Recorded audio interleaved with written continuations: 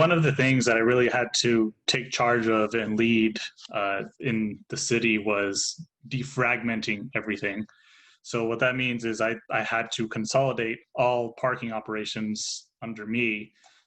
Obviously, it took a lot of coordination with a lot of different departments and um, a lot of pushback in some cases.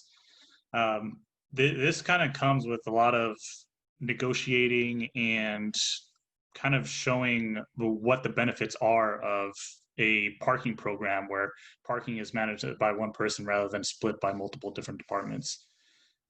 Another thing too, for example, new technology. Implementing and installing a new LPR system for our vehicles. Departments like IT were very hesitant about new technology because they were saying, "Well, what are we going to have to do with this LPR system? Is this just added costs on our end? Do our staff members have to be trained up on how to fix up these LPR systems?" Um, Other things like parking sensors inside of our parking garages. Public Works was very concerned about things like, is this just a new thing that we have to maintain now? Is this an added cost? How much time, how much labor am I going to be investing in this now? All things that you kind of have to explain and show the benefits of new technology and how it can benefit the organization as a whole. So I think being able to speak to these different departments and different department heads, being able to communicate your points across is very important.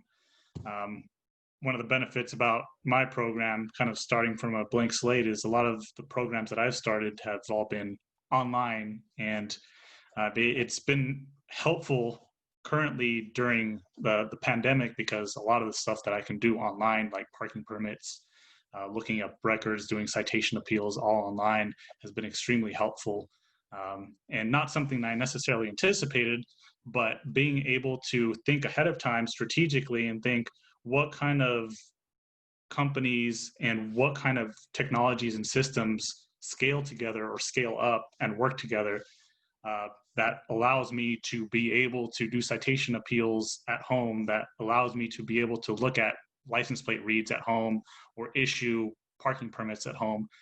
All things that need to be thought out well ahead of time. What about you, Christy? What do you think? Some of the benefits of leading change for me has been being new in my position.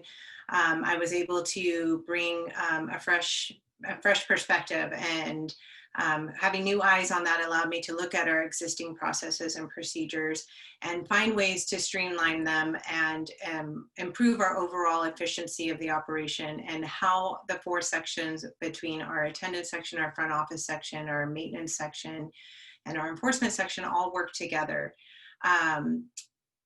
Being someone who naturally leads with a collaborative leadership style allowed me to work with those existing supervisors and the employees, get their feedback, get their input, and make them part of the solution that we're be moving forward. Having their buy-in allowed me to make some changes that were very beneficial, that each employee felt like they were supporting as well. And having them be excited about those changes has been really helpful to me.